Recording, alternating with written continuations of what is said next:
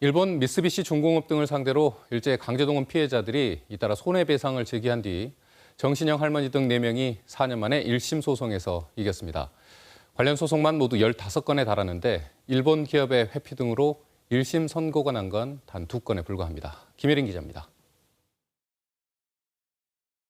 초등학교를 막 졸업한 1944년 정신영 할머니는 일본 미쓰비시 중공업 항공기 제작소로 강제 동원됐습니다. 그 대가로 받은 돈은 99엔, 우리 돈으로 931원에 불과했습니다.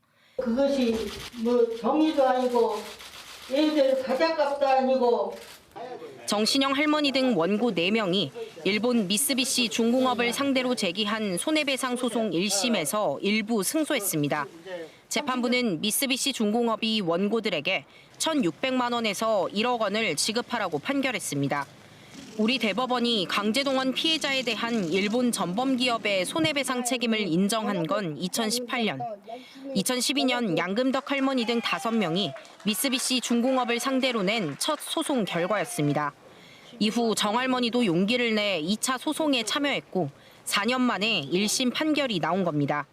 미쓰비시 중공업을 생각하고 그 사람들이 말 한 자리 않고 이날 평생을 지닌 일 생각하면 눈물이 나와요.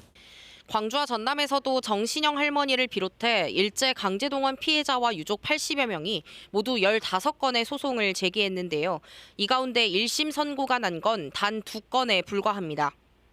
일본 정부가 소송 서류를 피고 기업에 송달하지 않거나 피고 측이 법정에 나오지 않으면서 재판이 늦어지고 있는 겁니다.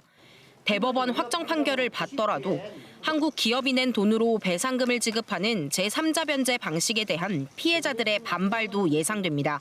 일본 기업이 대한민국 사법부 결정을 거스를 수 있는 방법이나 출구는 없다라고 하는 것을 인식하도록 외교적 노력을 다해주기를 다시 한번 촉구합니다.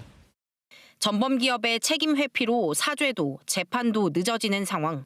고량이 된 강제동원 피해자들의 시간만 속절없이 흐르고 있습니다. KBS 뉴스 김혜린입니다.